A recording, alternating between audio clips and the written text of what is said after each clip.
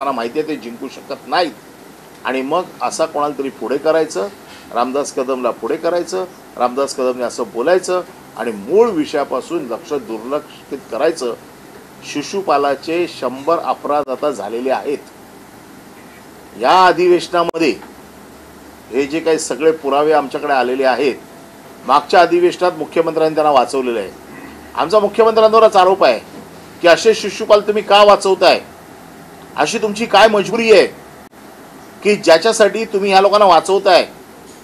एवढे अपराध, dance bar चालवतायत, वाळू चोरतायत, दादागिरी करतायत, जमिनी लाटतायत. माझ्याकडे सगळी प्रकरणं आली आहेत मागच्या अधिवेशनापासून. तिथे लोक समोरून येऊन माहिती देत आहेत की यांनी कोणाकोणाच्या जमिनी ढापल्या आहेत, यांनी कोणाकोणाच्या जमिनी खाल्ल्या आहेत, कोणाकोणाला दादागिरी करून बेघर केलेलं आहे, त्यांच्या पुतण्याने आत्महत्या केली आहे. ही आत्महत्या का केली आहे याचा देखील शोध गृहराज्यमंत्री योगेश कदम यांनी घेतला पाहिजे. त्याचं देखील कारण बाहेर आलं पाहिजे.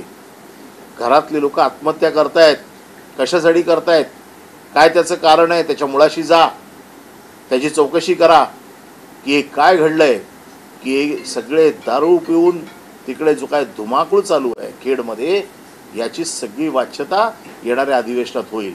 काय काय अजून प्रकार, मागच्या अधिवेशनात तर फक्त 2च प्रकरणं आली बाहेर. या अधिवेशनात पुराव्यासकट पुन्हा सगळी मी प्रकरणं देणार आहे आणि यावेळेला मुख्यमंत्र्यांना आव्हान आहे की तुम्ही किती वेळा ह्यांना वाचवणार. असे हे सगळे तुमची बदनामी करतायत सरकारची. तुमचं सरकार यांच्यामुळे डागाळलं जातंय.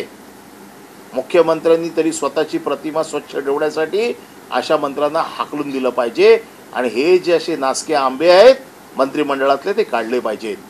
आज गृहराज्यमंत्र्याची ताकद तुम्ही दाखवताना, डान्स बारवरती जाऊन रेड करताना, स्वतःच्या घरात काय चाललंय त्याची चौकशी करा. 93 साली तुझ्या आईने का आत्महत्या करायचा प्रयत्न केला, स्वतःला का जाळून घ्यायचा प्रयत्न केला, याची चौकशी कर.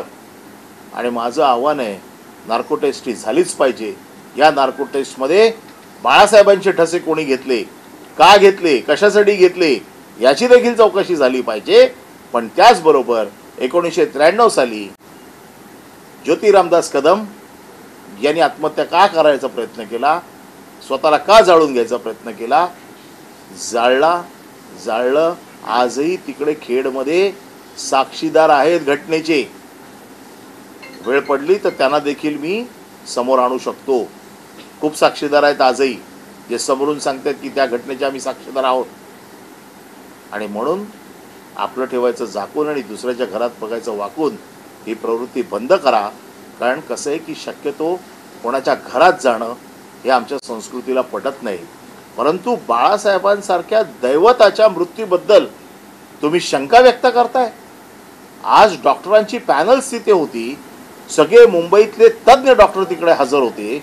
मोठ्या मोठ्या डॉक्टरांच्या समोर या सगळ्या चाचण्या होतात आणि मृत्यू जाहीर करण्याचा अधिकार हा डॉक्टरांचा असतो. डॉक्टर जोपर्यंत सांगत नाही तोपर्यंत मृत्यू जाहीर होत नाही. आणि म्हणून ज्यावेळेला डॉक्टरांनी सांगितलं त्याच्यानंतर ताबडतोब डॉक्टरांचं पॅनल आणि शिवसेनेचे नेते बाहेर गेले आणि त्यांनी सांगितलं की बाळासाहेबांचा मृत्यू झालेला आहे. हे खोटं सांगतायत. आणि म्हणून आम्ही अब्रू नुकसानीचा दावा आता दाखल करतोय. या अब्रू नुकसानीच्या दाव्यात कोण डॉक्टर आहेत हे डॉक्टर समोर आलेच पाहिजेत. या डॉक्टरांची, कुठल्या डॉक्टरांनी, त्याची काय व्हॅलिडिटी आहे त्या डॉक्टरची, त्याला कुठला अधिकार आहे, खरोखर तो डॉक्टर आहे की नाही, या सगळ्या गोष्टींची तपासणी होईल. मी त्यांना कायदेशीर कोर्टात खेचत आहे. कायदेशीर उत्तरं त्यांच्याकडनं मागवणार आहे. त्याच्यामध्ये 100% तर माफी मागावीच लागेल. माफी मागितली नाही तर कोर्टाच्या कारवाईला त्यांना सामोरं जावं लागेल. पण माझी आज मागणी आहे, मुख्यमंत्र्यांकडे मागणी आहे किंवा त्यांचा मुलगा जो गृहराज्यमंत्री आहे त्याच्याकडे मागणी आहे की ही नार्को टेस्ट कराच.